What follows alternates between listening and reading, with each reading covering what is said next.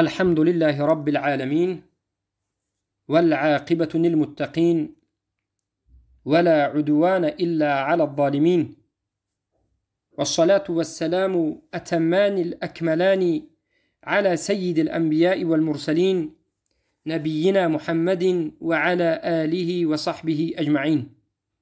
أما بعد، السلام عليكم ورحمة الله وبركاته.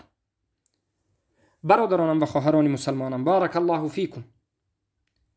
بإذن الله سبحانه و تعالی این حلقه 53 از شرح کتاب سلف صالح ابو زرعة الرازی و ابو حاتم الرازی رحمهم الله است و در این حلقه هم ان شاء الله سبحانه و تعالی او موضوعی که در حلقه های گذشته صحبت میکردیم دوام میدهیم. موضوع امروزه ما نقلی سخنهای علمای این امت از سلف صالح تا امروز در حکم عاذر المشرک. برادرانم و خواهران موحدم، چرا ما این مسئله را دور و درازتر صحبت کرده ایستادیم؟ به خاطر اینکه این مسئله که یکی از بزرگترین مسئله هست در بین مسلمان ها فراموش شده. گویا که این مسئله وجود ندارد، گویا که عاذر المشرک هم یک مسلمانی ماشاءالله تبارک الله قوی است و هیچ کسی در این مسائل صحبت نمی کند و در این مسائل صحبت کننده را حتی طعنه ها و تهمت ها می کند. از همین جهت در این مسئله که درد امروزه مشکلی در بین مسلمان ها است، ما زیادتر صحبت میکنیم و قویتر حجت ها رو بیان میکنیم. بله، در حلقه های گذشته به شما مذاهب در این موضوع ذکر شد که 3 مذهب وجود دارد و آیت های قرآن ذکر شد که الله سبحانه و تعالی عاذری ها را خودش تکفیر کرده است. حدیث رسول اکرم صلی الله علیه و سلم ذکر شد، روایت امام مسلم که پیامبر صلی الله علیه و سلم گفتند من قال لا اله الا الله و کفر بما یعبد من دون الله، ای کفر بالطاغوت اگر انجام بدهد لا اله الا الله سه است، کفر بالطاغوت بدون تکفیر مشرکین نمی شود. بیان شد. بعد از این تکفیر پیامبر صلی الله علیه و سلم عاذری هایی که استهزاء در مسئله استهزاء بود ذکر شد. بعد از این در مسئله باز سخنهای واضح از تکفیر صحابه، قصه ابوبکر صدیق رضی الله عنه با همراهی این مرتدین از مانع کنندگان زکات و در مسئله عاذر المشرک صحبت شد. قصه عبدالله ابن مسعود بیان شد، قصه عبدالله ابن زبیر بیان شد و اجماع نقل شد. اجماع را از ابو زرعة الرازی، ابو حاتم الرازی، ابن ابو حاتم، از دیگر از سلف به شما نقل کردیم و دیگر از علمای متقدمین هم نقل کردیم، از لالکایی، القاضی عیاض و غیره، که عاذر المشرک مشرک است. پس قرآن ذکر شد، سنت ذکر شد، اجماع صحابت بر کافر بودن عاذریه که میفهمد ذکر شد. برای یک موحد، برای یک مسلمان صادق مخلص همین کافی است و شافی است. اما باز ما به شما در این حلقه سخنهای علما رو ذکر میکنیم تا که این مسئله بهتر و خوبتر ذکر کرده شد. حالا به یادم یک چند آیات های دیگر آمد که الله سبحانه و تعالی عاذری ها را تکفیر میکند. مثال الله سبحانه و تعالی میگه وقد نزل علیکم فی الکتاب، به تحقیق نازل کرده شد به شما ای مسلمان ها در کتاب، یعنی در قرآن، ان اذا سمعتم آیات الله یکفر بها و یستهزأ بها، زمانی که شنیدید که آیات های الله کفر ورزیده می شود، استهزاء کرده می شود، فلا تقعدوا معهم، با همراهی اونها ننشینید. اگر با همراهی همینها بشینید شما هم از جمله همینها هستید. انکم اذا مثلهم، یعنی یک جماعت دیدید، یک نفر دیدید که استهزاء به دین میکند، کفر به قرآن میورزد، کفر به سنت های پیامبر صلی الله علیه و آله میورزد، شرک اکبر، کفر اکبر آشکار میکند، شما در رو بر رویش نشستید، خاموشید، جیم نشستید، انکار نکردید، کافرش نگفتید، عملش انکار نکردید، براءت خود کفر به طاغوت ورزیدن خود انکار نکردید، همینجا جیم آرام نشستید و عذر دادید به او، بدانید که شما هم مثل همون خودی همون کافر هستید. انکم اذا مثلهم، یعنی مثل، کلمه مثل معروف است در زبان عربی. مثل یعنی 100% حکم همون بر بالای شما جاری میشه. و در آیت در دوام میاد میگه ان الله جمع المنافقین والکافرین فی جهنم جميعا، الله منافق و کافر در جهنم جمع میکنه. آیت یک دیگر از آیات ها در خطرناک بودن حکم عاذری و کافر شدن عاذری مثل کافر. در آیت دیگر الله سبحانه و تعالی میگه ما كان لنبي والذين آمنوا أن يستغفروا للمشركين ولو كانوا أولي قربى من بعد ما تبين له أنه أصحاب الجحيم. برای پیامبر صلی الله علیه و و برای مؤمنین جایز نیست که طلب مغفرت در حق مشرکین بکنند بعد از اینکه الله به اونها بیان کرد. پس هیچ کسی امروز حق ندارد که یک مشرک مرده را رحمه الله بگوید، یک مشرک مرده را مشرک را مسلمان بگوید، در حق و جنازه بخواند، زیرا که الله سبحانه و تعالی من کرد. این هم یک آیت دیگر. آیات ها زیاد است، حجت ها. اما حالا کلام علما را ذکر میکنیم. از سلف سخن ابو زرعة الرازی، ابو حاتم الرازی از خود همین کتاب اصل السنه و اعتقاد الدین معروف است. من شک فی کفره ای فی کفر الکافر، هر کسی که شک در کفر کافر کند، ممن یفهمو، در حالتی که میفهمد که همون به کفر واقع شده، سخنهاش عملهاش میداند که کفر است، ولا یجهل، جاهل نیست، فهو کافر، اینم کفر است به اجماع. علمای سلف این سخن گفتند. سبحان الله. به کتاب اصل السنه و اعتقاد الدین نظر بکنید. به کتاب التنبیه و الرد علی اهل الاهواء والبدع صفحه 54 نظر بکنید. امام ملطی وفات کننده 377 هجری، یکی از علمای متقدمین، در شک کننده کفر کافر، کسی که شک میکند در کفر کافر، کافر بودن کافر به شک میکند، میگوید و جمیع اهل القبلة لا اختلاف بینهم، و همه اهل قبله هیچ اختلاف در بینشون نیست که ان من شک فی کافر فهو کافر، همانا که هر کسی که شک کند در کافر بودن کافره پس خودش کافر است. لأن الشک فی الكفر لا ایمان له، زیرا که هر کسی که در کفر شک کرد ایمان ندارد. لأنه لا يعرف كفرا من ایمان، زیرا که او تا به حال کفر را از ایمان فرق کرده نتوانست. فليس بين الأمة كلها المعتزلة فمن دونهم خلاف أن الشاك في الكافر كافر. پس هیچ در بین این امت اختلاف نیست، حتی معتزله و غیر معتزله دیگر فرقای باطله که است، هیچ کس اختلاف نمی کنند که شک کننده در کافر بودن کافر است. یعنی اجماع رو نقل کردن. سخن سلف صالح رو ذکر میکنیم. سفیان الثوری، سفیان ابن عیینه، یکی از کبار تابعین، میگویند من قال القرآن كلام الله عز وجل هو مخلوق فهو کافر و من شک فی کفری فهو کافر. هر کسی که قرآن کلام الله را مخلوق بگوید این کافر است، و کسی که شک بکند در کافر بودن همین کافر است. چرا نگفتند که جاهل یا که بگویم کلام الله هم مخلوق بگوید عذر دارد یا ندارد؟ یک باره عذریش رو هم تکفیر کرد. ابو بکر ابن عیاش المقری، امام المقری، گفتگی امام، یکی از علمای سلف، وفات کننده 194 هجری، در حق جهمی ها میگویند.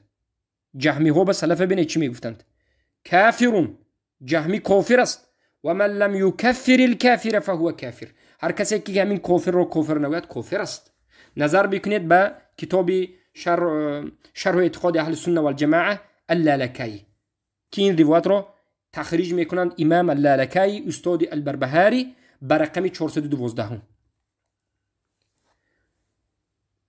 سلمة بن شبیب النیسابوری، وفات کننده 247 هجری، یعنی سلفین اومد، محدث اهل مکه، زمانی که پرسیده شدند از حلوانی که همین حلوانی گفت که لا اکفر من وقف فی القرآن، من تکفیر نمی کنم هر کسی که در بالای قرآن توقف بکند، یعنی قرآن نه کلام الله بگوید نه مخلوق گوید، هر جیم من در بالای قرآن گپ زده نمی توانم گفته ایستاد. من حلوانی گفته که انسان گفت که من تکفیر نمی کنم این خیلی آدمه. این سلمت بن شبیب النیسابوری رحمه الله رد زدن به همین آدم و گفتند که یرمى فی الحش، این آدم به یک زباله به پرتوگاه پرتوفته می شود. من لم یشهد بکفر الکافر فهو کافر، هر کسی که شهادت ندهد به کفر بودن کفر است. نظر کنید به کتاب خطیب در تاریخش و ابن حجر در کتاب التهذیب. ابن حجر این روایت تخریج میکن در کتاب التهذیب و خطیب تخریج میکن در کتاب تاریخش. و امام ابن بطال العنکری میگویند رحمه الله در کتاب الابانه در صفحه 129 من قال كلام الله مخلوق فهو كافر حلال الدم ومن شك في كفره ووقف في تكفيره فهو كافر. هر کسی که کلام الله را مخلوق گوید کافر است، کافر معین است یا که نوع است. کافر معین است زیرا که حلال الدم گفتن، یعنی یک آدم معین به حلال الدم میرود. و هر کسی که شک بکند در کافر بودن این کافر چی است یا که توقف بکند در تکفیرش، خودش کافر است. یعنی ببینید که سلف صالح در تکفیر کردن یک کافری که خودش در اسلام بود و به کفر واقع شد چخیل سخت گپ زدن که اگر تکفیر نکنه خودت کافر میشه. ابو حاتم الرازی و ابو زرعة الرازی اینها سخنشون به شما ذکر شد و این معروف است که اینها از علمای سلف هستند. و نظر کنید به کتاب محمد بن سحنون یا سخنی محمد امام محمد بن سحنون که میگن اجمع العلماء على ان شاتم الرسول صلى الله عليه وسلم كافر وحكمه عند الأئمة القتل ومن شك في كفره كفر. و این روایتی که از امام محمد بن سحنون روایت شده است ابن تیمیه نقل میکنند. نظر کنید به کتاب الصارم المسلول على شاتم الرسول مجله دوم صفحه 15. معنای سخن همین است که گفتند محمد بن سحنون رحمه الله علما اجماع نموده اند بر این که دشنام دهنده رسول الله صلی الله علیه و سلم کافر است و حکمش در نزد همه امام ها قتل است و کشتن است. هر کسی که شک میکند در کافر بودنی دشنام دهنده رسول الله خودش کافر است. از زمانی بگیم علمای سلف و غیره دویمین کفر ذکر کرده شدیم. دویمین کفر اول کفر کلام بود، کلام الله را کسی بیاد مخلوق بگوید. حالا که از اصول دین نیست، ما گفتیم مسائلی پستر است و این کفر اکبر واضح، کسی که دشنام دید رسول الله کافر است. کسی که همین کافر شده را کافر نگوید کافر است. کسی که الله را دشنام دید چی؟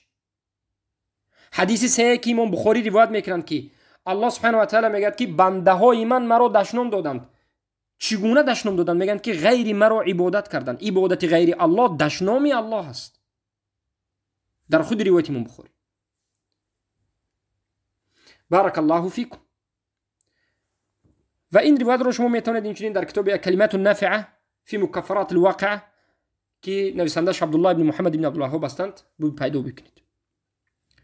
ابن المقری الیمانی میگوید در حق کسایی که غلات صوفی را تکفیر نمیکند، یعنی کسی که غلات صوفی را تکفیر نکند کافر است میگه. ببینید ابن المقری الیمانی رو چی میگه؟ من شک فی کفر اليهود والنصارى وطائفه بن عربی کفر. این را البقاعی نقل میکند در تکفیر ابن عربی، در کتاب تکفیر ابن عربی صفحه 34. هر کسی که شک کند در کافر بودن یهود و نصارا یا طائفه ابن عربی، طائفه ابن عربی کیست؟ صوفی های غلط. صوفی های غلط انا منها طائفه ابن عربی هستند. امروزه غلط صوفی هایی که اکثریت غلط است میبینید همیش پیروای همون ابن عربی است. ابن عربی گفته روایت میکند. یکی از عوزری ها با ما وقتی که رد گویا زده است میبینیم که ابن عربی گفته روایت آورده است. جاهل شرمنده عوزری ها حتی نمیدوند که از کدام عالم باید سخن بگیرید. حتی نمیفهمد ابن عربی را گفته است که ابن عربی گفتند که جهل عذر است و این است و آن است. حالان که همه علمای اهل سنت و الجماعت اجماع کردند که کسی که ابن عربی و طایفه‌اش را تکفیر نکند کافر است. صوفی غلط. الله اکبر. قاضی عیاض در کتاب شفا ذکر میکند که من اتى بشهادتين وصلى وصام وعبد غير الله فهو كافر ومن شك في كفره فهو كافر مكذب لله ولرسوله بإجماع الذي لا يشك فيه من له ادنى نظر في كلام العلماء. هر کسی که شهادتین را بیارد، لا اله الا الله محمد رسول الله را بگوید، نماز خواند، روزه دارد و بعد از این عبادت غیر الله را انجام میدهد، یعنی هم شرک را هم بکند به مانند امروز صوفی ها، این کافر است. فهو کافر به عینش، اشاره به خودش، همین آدم معین کافر است. و من شک فی کفره فهو کافر. هر کسی که شک کند در کفر بودن همین انسانی که عبادت الله و هم عبادت غیر الله کرد، کسی که شک کند در کفر بودنش، عوزری هم کافر است. عوزری دروغ اگر تکفیر نکند این چی است؟ عوزری شد تکفیر نکند همین مشرک را، الله و رسول و اجماع این امت را دروغ شمارید است، به همین سبب کفر شده است. ابن تیمیه رحمه الله عوزری ها را تکفیر میکنند و میگویند، نظر بکنید به کتاب السارم المسلول علی شاتم الرسول مجله 3 صفحه 1108. من سب الصحابه او واحدا منهم واقترن بسبه ان عليا اله او نبي او ان جبريل غلط فلا شك في كفره هذا بل لا شك في كفر من توقف في تكفيره. هر کسی که دشنام بدهد صحابگان را یا یکی از اونها را و بعد از این با اضافه کند بر دشنامش این را چی را؟ علی را اله بگوید یا علی را نبی بگوید یا جبرائیل را خطا کرد بگوید. جبرائیل باید وحی را به علی میفرستوند به پیامبر محمد صلی الله علیه و آله بگوید. هیچ شک نیست در کافر بودن هذا انمین آدم معین، بلکه گفتند هیچ شک نیست در کافر بودن کسی که توقف میکند در تکفیر کردن همین انسان. الله اکبر. کجایند کسانی که میگویند که ابن تیمیه رحمه الله شیعه های عادی، شیعه های عامه را تکفیر نکردند؟ خاک بر سر شما کذابین، متهمین، دروغگویان و جهمی ها و عازری ها. انکنون فهمیدید که اینها عازری ها شیخ الاسلام ابن تیمیه را در حقشان دروغ میگفتند. هر کسی که میگوید که ابن تیمیه رحمه الله شیعه ها را، علماش را تکفیر کردند، آدم های عامیش را نکردند، دانید که این عازری است. به همین بهانه میخواهد که رافضه های عامی را مسلمان بگوید، یعنی در نزد اینها مشرک آدم عامی مسلمان است و میبرد به ابن تیمیه میرساند. ابن تیمیه براءت میکنند از این سخن، بلکه ابن تیمیه همون شیعه های را مسلمان گفتند که اگر کفر اکبر و شرک اکبر نکند به سبب بدعت شیعیش تکفیر نمیشود. یک اکبر اگر کفر اکبر و شرک اکبر نداشته باشد، اما کسی که کفر اکبر شرک اکبر دارد، مرحمت تکفیر ابن تیمیه رحمه الله را دیدید. ابن تیمیه رحمه الله این چنین میگوید، نظر بکنید به کتاب مجموعه الفتوا مجله 35 صفحه 161. كفر هؤلاء الدروز والنصيرية لا يختلف فيه المسلمون بل من شك في كفره فهو كافر مثلهم. كفر ها انا اون دروزها، نصیریها، این طائفه های باطنی، دروز، نصیری، اسماعیلی، قرامطه، اینها طائفه هایی که از قسم های رافضه هستند، باطنی ها. ابن تیمیه میگن که در کفر اونها دو نفر مسلمان به همدیگرش اختلاف نمی کند، همه میدونند که اینا کفرند، بلکه هر کس شک بکند در کافر بودن انمین طایفه خودش مثل اونو کفر است. ابن تیمیه رحمه الله میگن تخیلی که در کتاب مجموع الفتاوا مجله دوم صفحه 368 ذکر شده است.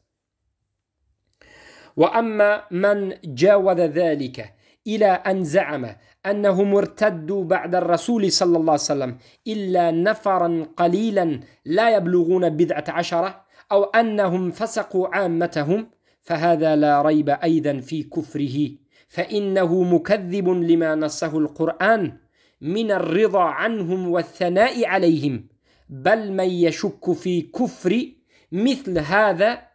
مثل هذا فإن كفره متعين فإن مضمون هذه المقالة أن نقلة الكتاب كفار. الله أكبر. البته این در کتاب مجموعه فتاوا یک روایتی گفتند، لیکن اصل این مقاله سخنی بزرگ ابن تیمیه رحمه الله در تکفیر مشرکین و عذر المشرکین در کتاب صارم المسلول علی شتم الرسول صفحه 1108 ذکر شده است. میگن هر کسی که به شیعه بودنش با تجاوز کند و شیعه هم گوید و بعد از این بگوید که صحابه ها مرتد شدند بجز یک عده کمی، خیلی که امروزه رافضه ها اعتقاد دارد که صحابه ها مرتد شدند بعد از وفات رسول الله صلی الله علیه و آله، بجز یک نفری کمی موندن دیگه همه کافر شدند. اعوذ بالله. لا یبلغون بدعت عشر، یعنی آدم هایی که مسلمان موندن از صحابگان بعد از وفات پیامبر 10-12 نفر تا 13 نفر مسلمان موندن دیگه همه کافر شدند. کسی که سخن نگوید یا بگوید که این صحابگان اکثرشون همه اشون فاسق شدند، بگوید فسقوا عامتهم، کسی که این سخن دارد میگن همین عقیده را دارد هیچ شک نیست که میگن این به همین عقیدهش کافر است، زیرا مناط کفرش را ذکر میکن. خوب دقت بدید مناط کفر چی؟ سبب کفر شد. چرا کافر شد این آدم؟ کسی که صحابه را مرتد میگه، صحابه را فاسق میگه، چی به کافر شد؟ به خاطر اون که این الله دروغ شمارید، مکذبون، این دروغ شمارنده آیات های قرآن است که در قرآن الله سبحانه و تعالی اعلان رضایت از انمین صحابگان کرد، گفت رضی الله عنهم و رضوا عنه، الله از اینها راضی شدند و اینها از الله راضی هستند، اینها از اهل جنت هستند، به اینها جنات تجری من تحت الانهار، جنت ها آماده شده است. الله سبحانه و تعالی یعنی آینده اینها را جنتی گفت.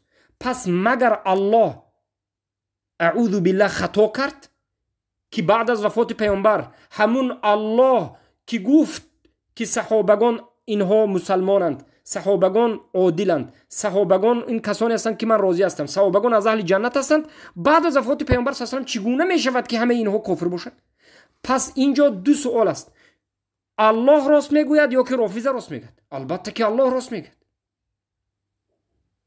و من اصدق قیله، کیست همون کسی که از الله دیده راستتر سخن بکند؟ اعوذ بالله. و من اصدق من الله قیله، یگانه ذات الله هست که همه سخنش 100% چی است؟ راست است، درست است. پس کسی بیاید صحابه را تکفیر بکند این کافر است.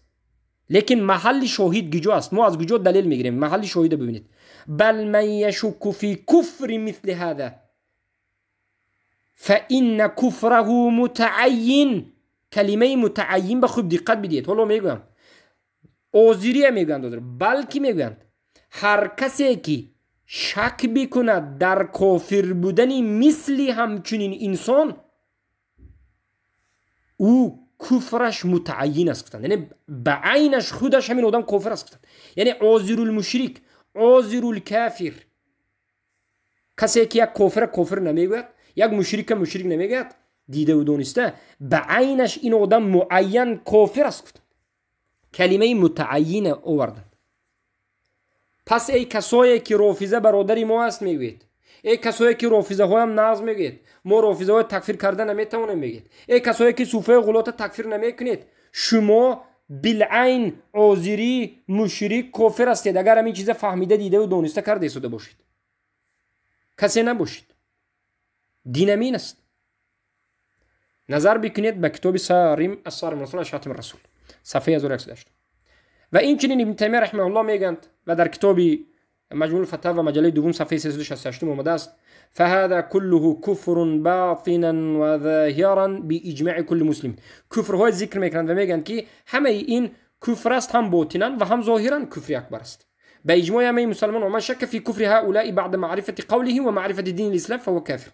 و هر کسی که شک کند در کافر بودنی انا همین کافرها بعد از دانستن سخن آنها و بعد از دانستن اسلام کفر است. یک آدم خودش مسلمان گوید، سخن کافریه فهمد، عملی کفری شرک فهمد، داند که فلان جماعت خود مسلمان گفته شرک اکبر کفر اکبر میکنند، بعد از این با شک کند، خودش کافر است. زیرا که اسلام دانست، زیرا که سخن کفری آنها دانست و اما تکفیر نکرد. فمن شک فی کفر الیهود و النصارى و المشرکین، ببینید هر کسی که شک کند در کفر یهود و نصارا به همون تمام نه. و مشرکین کدام مشرکین؟ قبوری هایی که خود را به اسلام نسبت میدن کفر است. انا این از سخن محمد ابن عبدالوهاب بگویم سخن شیخ الاسلام ابن تیمیه رحمه الله هم در حق کافر بودن کافرهایی که به شرک اکبر واقع میشوند و هم در حق عذری ها. جهل در شرک اکبر و کفر اکبر هم عذر نیست و اما عذری که جاهل نیست و دیده و دانسته تکفیر نمیکرد کفر است. عذری را تکفیر کرد. محمد ابن عبدالوهاب رحمه الله میگویند خیلی که در کتاب مجموعة الرسائل مجله 4 صفحه 33 و در کتاب درر السنه فی الحجة النجیه مجله 2 صفحه 121 ذکر شده است: من قال انا لا اعبد الا الله وانا لا اتعرض السادة والقباب على القبور وامثال ذلك فهذا كاذب في قول لا اله الا الله ولم يؤمن بالله ولم يكفر بالطاغوت. خوب دقت بدهید ای عذری ها، ای کسانی که تکفیرم ترک میکنید، ای کسانی که اهل توحید و اهل سنت و الجماعت را تکفیری میگویید، اصل تکفیر قریب که این کار میکنید. گوش بکنید امام نجد، امام اهل سنت و الجماعت چی میگن؟ میگن که هر کسی بگوید که من یگانه الله عبادت میکنم و بغیر الله هیچ کسی عبادت نمیکنم، یعنی یکتا پرست است. من بگوید یکتا پرست هستم، بگوید اما من هیچ ضدیت به این مزارها، به قباب، به قبرها و به مانند همینها اهل قبور ندارم، بگوید این دروغ گفته است، در قول لا اله الا اللهش ایمان به الله نآورده است و کفر به طاغوت ندارد، پس کفر است. سبحان الله. اکنون یک سخن خیلی هم خوبشون ذکر میکنیم که عذری هایی که مدح مشرکین و طاغوتی میکنند به دو گوششون گوش بکنند. امام محمد ابن عبدالوهاب در حق کسای سخن میکنند که مجادله از نام طاغوت ها کند، یعنی از نام طاغوت برآمده، از طرف طاغوت برآمده مجادله کند. خیلی که عذری ها برآمده از جانب مشرکین صحبت میکنند، عذری هایی که میبرند از جانب حاکم های طاغوت، لشکرهای طاغوتیش مجادله میکنند. این حزبی و قبوری و دیگر اینا میبرند از حکم بغیر ما انزل الله، از طاغوت دفاع میکنند و مجادله به اهل توحید میکنند و دفاع میکنند همون کسایی که اهل شرک است. در حق همونها میگن که او مدح الطواغیت او جادل عنهم خرج عن الاسلام ولو كان صائما قائما. هر کسی که مدح طاغوت ها کند، مدح یک طاغوت بکند یا مجادله از نام طاغوت کند و از طرف طاغوت برآمده به اهل توحید مجادله و جنگ و جدال بکند، پس از اسلام خارج میشد، اگرچه صائم روزدار باشد و قائم نماز خوان باشد. نماز تهجد به شبش خونده گریه کرده، بر روز روزه دارد، دفاع از طاغوت ها کند، دفاع از مشرکین کند، اونها را مسلمان بگوید. اهل سنت و جماعت به تکفیر مشرکین خوارج گوید، کافر است. نظر بکنید به کتاب در سنه فی الحجة النجیه مجله 10 صفحه 51. بارک الله فیکم. ببینید چی میگن. در حق کیا سخن میکنند؟ در حق همون کسای سخن میکنند که توقف در تکفیر مشرکین کردند. یعنی شاگردهای محمد ابن عبدالوهاب هم یک حالت شد که بعضی از شاگردهای محمد ابن عبدالوهاب مشرکین تکفیر نکرده توقف کردند و گفتند که ما همین مشرکای تکفیر نمیکنیم زیرا که اونها به حال حجت نرسید، گفته تکفیر نکردند. محمد ابن عبدالوهاب رحمه الله چی گفتند؟ البته که شاگرداشون یک بار تکفیر نکردند. شما نگفتند که شما عذری هستید، کافر هستید، نگفتند، زیرا که این شاگرداش نمیدونستند که نفهمیدن، همین مسئله به جاهل بودن. گفتند ما ذکرتم من قول الشيخ كل من جحد كذا وكذا وقامت عليه الحجة وأنكم شاكون في هؤلاء التواغيت وأتباعهم هل قامت عليهم الحجة فهذا من العجب كيف تشكون وقد أوضحته لكم مرارا. فإن الذي لم تقم عليه الهجة هو الذي حديث عهد بالإسلام والذي نشأ ببادة بعيدة أو يكون ذلك في مسألة خفية. وأما أصول الدين فإن حجة الله في القرآن هي القرآن، فمن بلغ القرآن فقد بلغت الهجة، ولكن الأصل الإشكال أنكم تفرقوا بين أنكم لم تفرقوا بين قيام الهجة وفهم الهجة، وإن أكثر الكفار لم يفهموا هجة الله مع قيامهم عليهم، إذ علمتم ذلك فإن هذا الذي أنتم فيه كفر. یعنی شاگرداش میگفتن که همین حالتی که شما دارید کفر است، اگر دیده و دانسته کنید کافر میشید. حجت نرسید گفته تکفیر نوکر دیسید کافر میشید، گفتن اگر دیده و دانسته کنید. الله اکبر. و البته سخنهای محمد ابن عبدالوهاب هم خیلی زیاد است. بارک الله فیکم. یکی از سخنهای محمد ابن عبدالوهاب رحمه الله امین است که میگویند در کتاب رساله محمد ابن عبدالوهاب قسم 38 آمده است که میگند مشرک ها مخالفان توحید محمد ابن عبدالوهاب را خطاب میکردند و میگفتند که یعنی یک شبهه قوی داشتند، همون دشمنای اهل توحید یک شبهه قوی داشتند. شبهشان این بود که میگفتند که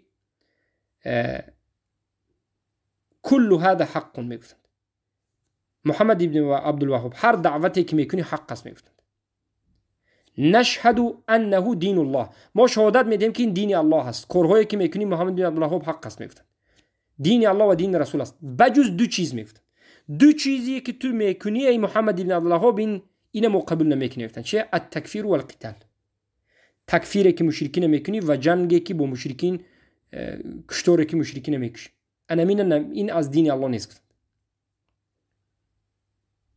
این گفتند یک شبهه سخت‌ترین این همون مشرک زمانه محمد ابن عبدالوهاب بود، تکفیر اصلا قبول نمیکرد. محمد ابن عبدالوهاب در دامش گفتند که والعجب ممن يخفى عليه جواب هذا اذا اقر ان هذا دين الله ورسوله كيف لا يكفر من انكره وقتل من امر به وحبسه. عجب همینجا است، گفتند این یگان جای پنهانیش نیست، گفتند جواب ما به این عادی است، گفتند جواب ما این است که گفتند اگر این دین الله باشد، گفتند اگر همین کارهایی که ما میکنیم دین الله باشد و دین رسول الله باشد، کسی که این کار کند آیا کافر میشد یا نمیشد؟ چگونه کافر نمیشود کسی که دین الله این کار کند و همون اهل دین بکشد و امر به ترمه کردن همون اهل دین بکند، آیا کافر میشد یا نمیشد؟ بله کافر میشد. سبحان الله. كيف لا يكفر من جاء إلى أهل الشرك يحثهم على لزوم دينهم وتزيينه لهم ويحثهم على قتل الموحدين وأخذ لهم؟ چگونه تکفیر کرده نمی شود کسایی را که به نزد اهل مشرکین می روند، مشرکین را به شرکشون باز میگن که در شرک خوب شوید، مشرکین را دعوت میکنن که به اهل توحید بجنگید، چگونه اینها را تکفیر کرده نمی شود؟ این عملشون گفتن ضد دین الله، ضد دین رسول الله است.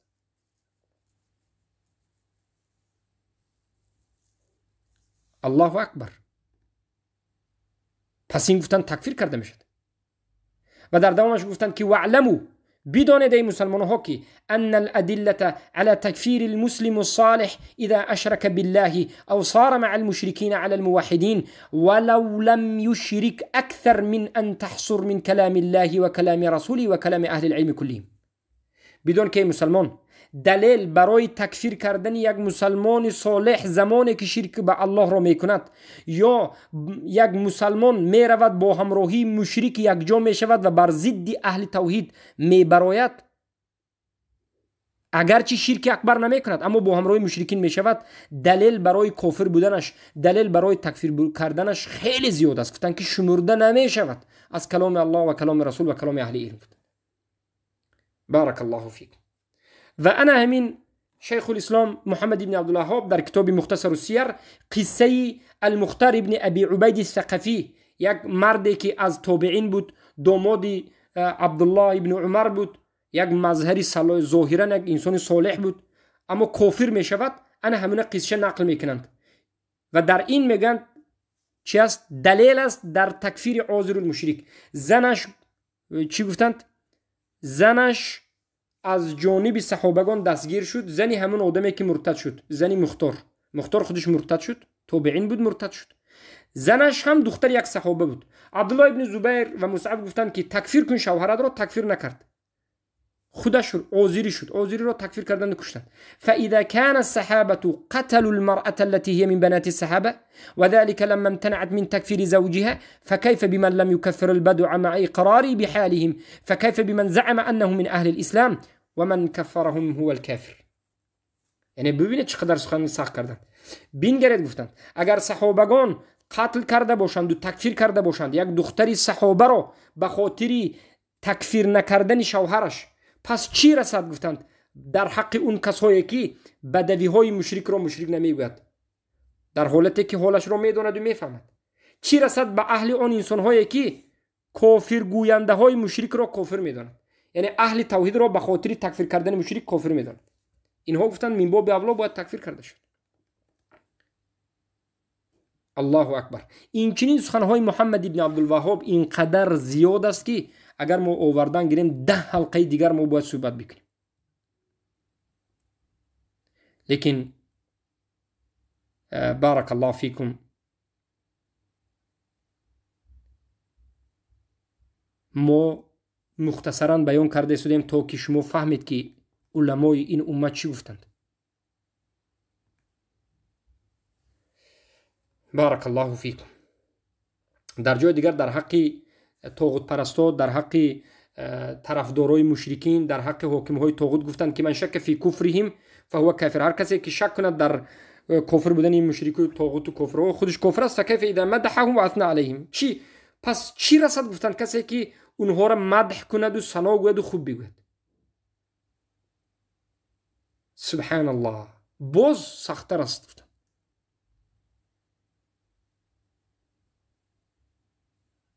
الله اکبر. پس این از سخن محمد ابن عبدالوهاب رحمه الله. در جای دیگر میگویند چخیلی که در کتاب مجموعه التوحید صفحه 34 آمده است، شیخ الاسلام میگویند که محمد ابن عبدالوهاب فلا يكون المرء موحدا الا بنفي الشرك والبراءة منهم وتكفير من فعله. آدم یک مرد، یک مسلمان بگویم یا که یک مرد زن است یا مرد است مسلمان و موحد نمی شود مگرم همان زمانی که شرک انکار کند، براءت جوید از شرک و مشرکین و تکفیر کند کسی را که انا همین شرک را انجام میده. تو همون نکند این مرد موحد نمی شود. وقد سمى الله تعالى أهل الشرك بالكفر فلا بد من تكفيرهم. هذا مقتضى لا إله إلا الله، فلا يتم معناها إلا بتكفير من جعل لله شريكا في عبادته كما في الحديث الصحيح: من قال لا إله إلا الله وكفر بما يعبد من دون الله حرم ماله ودمه. يعني گفتند الله سبحانه و تعالی اهل شرک را به کفر بیان کرد و اونها را نامگذاری کرد به کفر و به شرک نامگذاری کرد، یعنی مشرک کافر گفت. پس به ما ضرور است و لازم است که تکفیر بکنیم اهل کفر شرک را.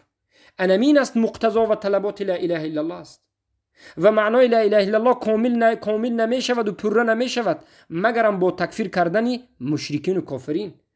پس هر کسی که به الله سبحانه و تعالی شریک را در عبادتش قرار بدهد این چی است؟ کافر است و مشرک است. گفتند خیلی که در حدیث صحیح آمده است که پیامبر گفتند هر کسی که لا اله الا الله بگوید و کفر ورزد به طاغوت بعد از این خون مالش حرام است و مسلمان است. الله اکبر.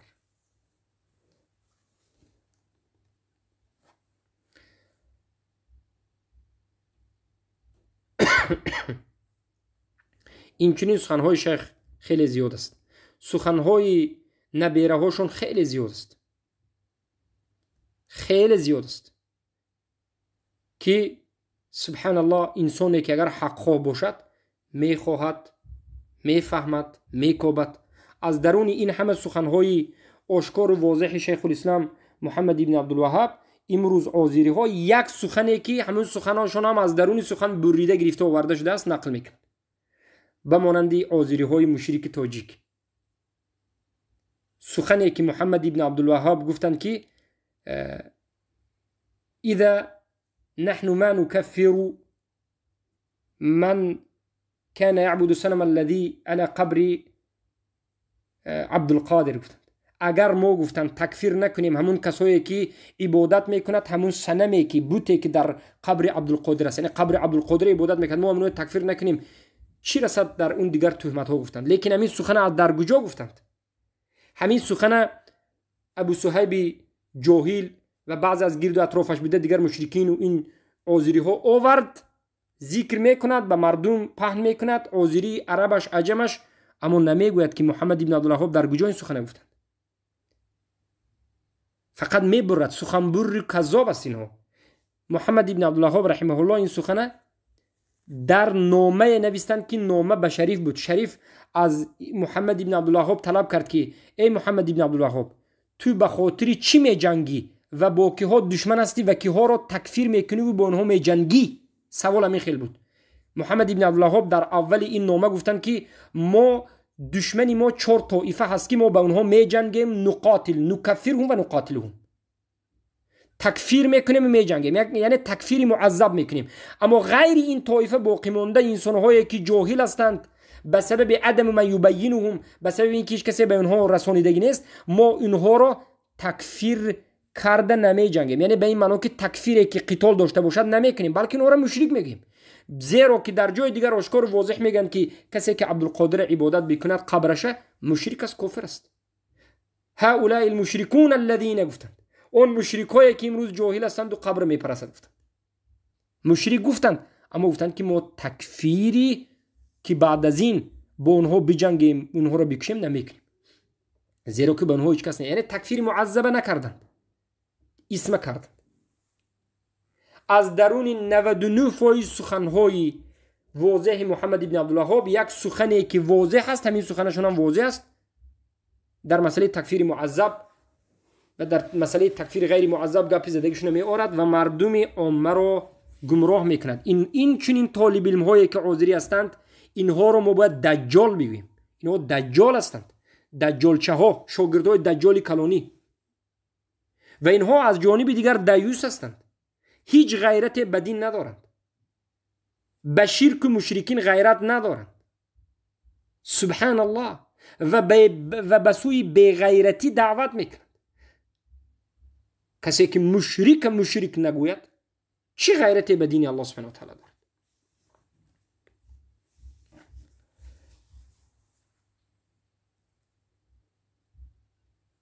و در جای دیگر گفتند که و من الناس، از مردم انسان‌های هستند که من عبد الله، یگانه الله عبادت کرد، و عمل بالتوحید، به توحید عمل کرد، ولکن ولم ينكر الشرك، شرک انکار نکرد، ولم يعادي اهله، دشمنی به اهل شرک نکرد. امروز یک ایده هستند که خودشون یکتا پرست میگند، ما به توحید عمل کرده شده میگند. طالب علم ها هستند مدینه را ختم کرد، ریاض و اینجا مصر و اینا را، اما به اهل شرک انکار نمی کند، دشمنی به قبوری های حزبی ندارد. شرم بود به این. ولم يعادي اهله، دشمنی به اهل شرک ندارد. و منهم من عادهم، بعض اینها میگن، بعض این مشرکین دشمنی به اهل شرک دارد اما ولم یکفرهم، تکفیر نمیکند. پس اینا توحیدشون کامل نیست. باید موحد یکتا پرست باشد، عمل به توحید بکند، انکار شرک بکند، دشمنی به مشرکین بکند و تکفیرشون بکند.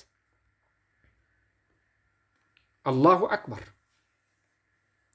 بیاید به نبیرگان محمد ابن عبدالوهاب رحمه الله میگذاریم.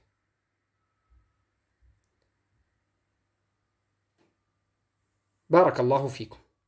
اولا در اینجا ببینید که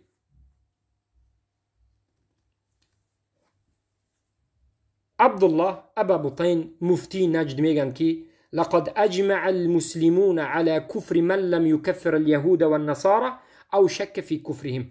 به تحقیق علما اجماع کرده اند، همه مسلمان ها اجماع کردند با کافر بودن کسی که تکفیر نمی کند یهود و نصارا را یا شک در کافر بودن اونها بکند. و در یک مسئله رد زدند و گفتند یعنی در مسئله که هر کسی که من تکلم بشهادتین، هر کسی که لا اله الا الله بگوید لا یجوز تکفیره، تکفیر کردن جایز نیست، گفتنی گپ برآمد. ابو بطین رحمه الله رد زدن این مسئله و گفتند فقائل هذا القول لا بد ان يتناقض ولا يمكن طرد قوله في مثل من انكر البعث او شك فيه من اتيان بشهادتين او انكر نبوة احد من الانبياء فلا اظنه يتوقف في كفر هؤلاء وامثالهم الا ان يكابر ويعاند. کسی که شهادتین نگوید او را تکفیر کردن جایز نیست میگفته یه آدم شک نیست که گفتند این خیلی آدم کافر میشد، زیرا که کسایی هستند که شهادتین میگویند و بعد از این روز قیامت روز بعث انکار میکنند و نبوت انکار میکنند یا که از نبی‌ها انکار میکنند، کافر میشد. سبحان الله. پس در جای دیگر گفتند من اتى بالشهادتين فمن قال، هر کسی بگوید که من اتى بالشهادتين وصلى لا يجوز تكفيره وإن عبد غير الله فهو كافر ومن شك في كفره فهو كافر لأن قائل هذا القول مكذب لله ولرسوله وجميع المسلمين. در کتاب الدرر اومده است، مجله دهم صفحه 250. در کتاب مجموعه الرسائل مجله یکم صفحه 660 اومده است. معناش همین است که هر کسی بگوید که لا اله الا الله گفته ها را، نمازخوان ها را تکفیر کردن جایز نیست، اگرچه غیر الله عبادت کنند هم تکفیر کردن ممکن نیست، زیرا که وی نماز میخواند، زیرا که وی شهادتین را میگوید. چگونه آدمی نمازخوان، چگونه آدمی لا اله الا الله را تکفیر میکنید بگوید؟ این آدم کافر است، یعنی عذری کافر است. و کسی که شک کند در کافر بودن همین مشرک، یعنی کسی که به شرک واقع شد، کافر است، زیرا که گوینده این سخن دروغ شمارنده الله و رسول و اجماع مسلمان است. و گفتند من لم یکفر المشرکین فهو کافر مثلهم، هر کسی که مشرک‌ها را تکفیر نکند کافر مثل اونها است. حالا میگذاریم به سلیمان ابن عبدالله، یکی از علمای نجد، دبیره محمد ابن عبدالوهاب، از فرزند خردهشون که صاحب کتاب تیسیر العزیز الحمید هستن، میگن من کان شاکا فی کفرهم او جاهلا بکفرهم. خوب دقت بدید، من کان شاکا فی کفرهم او جاهلا بکفرهم بینت له الادله من كتاب الله وسنة رسوله على كفرهم فإن شك بعد ذلك أو تردد فإنه كافر بإجماع العلماء على أن من شك في كفر الكافر فهو كافر. یعنی هر کسی که شک داشته باشد در کافر بودن قبوری ها یا که جاهل باشد بکفرهم، به کفر قبوری ها، قبوری های کفرش به معلومات نداشتگی باشد و شک داشته باشد و جاهل باشد و شبهه داشته باشد، در همین حالت چیکار میکردیم؟ یک بار نه کفر میگفتیم، نه از سبب جاهل بودنش یک بار کفر نمیگفتیم، زیرا که شاک است و جاهل است، عالم نیست. چیکار باید میکنیم؟ ما بینت له الادله، به همین عذری، بینت له ضمیر باز میگردد به عذری که شک دارد و جاهل است و کافر نمیگوید قبوری ها را، به همین دلیل بیان کرده می شود، به عذری دلیل بیان کرده می شود از کتاب الله و از سنت رسول الله که الله و رسول مشرک ها را مشرک میگوید. انا این آیت، انا این حدیث، تو هم باید مشرک را مشرک بگویی. اگر بعد از آیت و حدیث را در مشرک بودن مشرک به عذری رسانیدید، عذری باز ادامه داد شک کردن را. فإن شک بعد ذلك، بعد از رسیدن حجت که مشرک باید گفته شود، کافر باید کافر گفته شود، بعد از رسیدن حجت هم شک کردن را ادامه داد، تردد کرد، کافر نگفت، خودش کافر است، عذری کافر است. به اجماع علما، اجماع را نقل کرده شدند در تکفیر عذری که حجت رسیده است، به اجماع علما کافر است، زیرا که هر کسی که شک در کفر کافر میکند کافر است. نظر بکنید به کتاب الدرر السنیه فی الاجدة النجدیه مجله 8 صفحه 160. این است منهج اهل سنت و الجماعت. من اینجا میخواهم به یکی از شبهچه بعضی از انسان هایی که عذر المشرک رو نمیخوان تکفیر کنند و بازی میخوان بکنند، یا بعضی از علمایی که خطا کردند در این مسئله میگویند بمانندی فولیج، بمانندی شیخ فولیج که میگویند اگر یک عذری از سبب جاهل بودن مشرک رو مشرک نگوید، حجت رو برده میگند اول به مشرک میرسونیم، بعد از این آمده عذری به میگوییم که به مشرک حجت رسوندیم، اگر عذری تکفیر نکند خودی عذری را تکفیر میکنیم. یعنی حجت رسانیدن رو به عذری نه به مشرک میگن. این غلط است. شما مشرک از کجا گفته میگردید؟ حجت به خودی عذری میرسونید. چه خیلی که سلیمان ابن عبدالله گفتند و چه خیلی که دیگر سخنهای علما رو گفتیم. اینجا سخنی سلیمان ابن عبدالله آشکار و واضح هست که بیان کرده می شود دلیل به عذری، زیرا که عذری کفر کرد، عذری مشرک را مشرک نگفت. در مشرک بودن مشرک اجماع هست، شک نیست، اما عذری مشرک را مشرک نگفت. پس دلیل را به عذری میرسونی، عذری قبول نکرد چی میکنی؟ تکفیرش میکنی. یعنی این از قول راجح در این مسئله شیخ فلج خطا کردند. اما بعضی ها همین قول رو نسبت میتید به ابن باز. من مذهب ابن باز رو تحقیق کردم، مقالهاشون خوندم، سخناشون گوش کردم. این سخن از ابن باز ثابت نیست. سخن ابن باز رو بسیار کسا خطا فهمیده، بلکه سخن ابن باز موافق اهل سنت و الجماعت و سلف صالح که میگویند هر کسی که کافر رو کافر نگوید، قبوری رو قبوری نگوید، دیده و دانسته باشد مشرک است. اگر از سبب جاهل بودنش نباشد، دلیل رسانیده می شود به عذری، بعد از دلیل رسیدن باز ادامه دهد مشرک رو در تکفیر نکردن، خودش کفر است. بارک الله فیکم. با همین این شبهه نابود می شد که ما حجت رو باید به کی رسانیم. بارک الله فیکم. پس این چنین سخنها از دیگر فرزندهای شیخ محمد ابن عبدالوهاب و از علمای حاضر زیاد است. هر عالمی که امروز وجود دارد، خواه او در جانب از دیگر جانب خطا کرده باشد، مثلا فوزان از یک جانب مثلا همون حکومتی طاغوتی خودش خیلی دفاع میکرد، لیکن فوزان میگوید که کسی که به جهل به شرک واقع شد مشرک است، کسی که دیده و دانسته مشرک نگوید مشرک است. عذر المشرک را تکفیر میکند. اگر جاهل باشد اول حجت رسانده بعد تکفیر میکند. در کتابش هست، در یوتیوب صداش هست. عبدالعزیز ابن باز همین سخن میگه، محمد ابن ابراهیم همین سخن میگه، حمود ابن عقل شعیبی همین سخن میگه، علی ابن خدیر الخدیر همین سخن میگه، ناصر الفهد همین سخن میگه، حمود ابن خالد الاحمدی همین سخن میگه، خالد المرض الغامدی همین سخن میگه، محمد امین الشنقیطی رحمه الله همین سخن میگه، عبدالله غنیمان همین سخن میگه، عبدالله جبرین رحمه الله همین سخن میگفتند، صالح آل شیخ همین سخن میگه. همین روز کدام عالم است؟ همه علمای اهل سنت که امروز در مملکه عربستان سعودی وجود دارد و مشهور در بین امت اسلام هستند، همین خیلی میگه جاهل عذر نیست.